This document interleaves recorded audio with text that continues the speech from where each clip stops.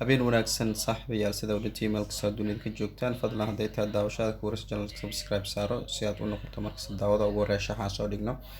intaa kadib caawa ma jiraan kooxaha waaweyn ama horyaalada waaweyn ee caalamka balse qaarkood kooxa la yaqaan ayaa jiro marka kooxahaas ayaan waqti xaadirkan u arkay inay 6 kooxood ay tahay furaha guusha caawa laga guulgaali karo marka 6 kooxood ee caawa aan soo xulinay waxaa ugu horeeya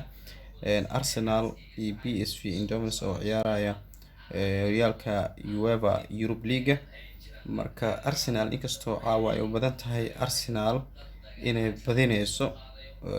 marka Arsenalna maadaama ay badanaysaa maadaama aan guul ka rabno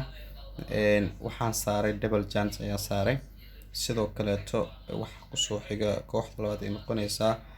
Leicester City iyo Leeds United oo England Premier League caawa wada ciyaaraya labadan kooxood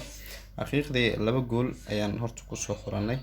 laakiin 2 gool iyo ka badan ka imaan sababtoo ah hadaa aragtaan kooxaha badan goolasha la iska dhaliyo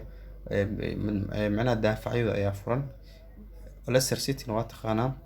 Leeds United waa taqaanaan marka 2 gool oo kaliya ayaa ka soo xulinay halkan ay ka imaan karto sidoo kale Fulham iyo Aston Villa iyada naftirkeeda waxaa leenahay 2 gool ayaa ka imaanayso oo iyaga wada ciyaaraya England Premier League labadan kooxood 2 gool ayaa ka imaanayso Royal Antwerp iyo KFC hosta technique kooxdan koronta iyadana labadan kooxood sidoo kale kooxdan maxaa ku yiraahdaa waxay ka dhisan tahay kooxan maxaa ku Belgium ka ciyaaraan marka Royal ayaa awa siinay badinayso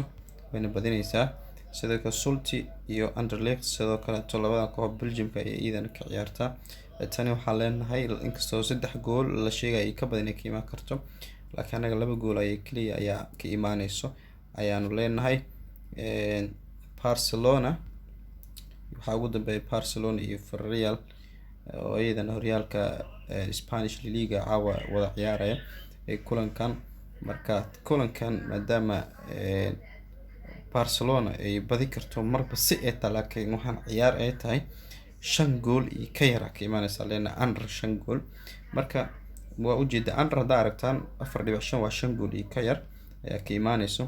marka guud ahaan shaxda halkan ayaa ku soo afmeernay muhiimadda shaxda marka la soo dhigo fadlan daawo si aad u kala fahamto ciyaaraha guud ahaan qaababkan wax u saadaalino insha Allah isbedel xoog leh ayaan wadnaa oo ku saabsan dhanka shaxa waan arki doontaan goordhow isbuucii soo socda maalmaha ku soo aadanba shaxdan asxaabta qaar waxay dhahan ma arkeeno marka waxay noqonaysaa H8HZGY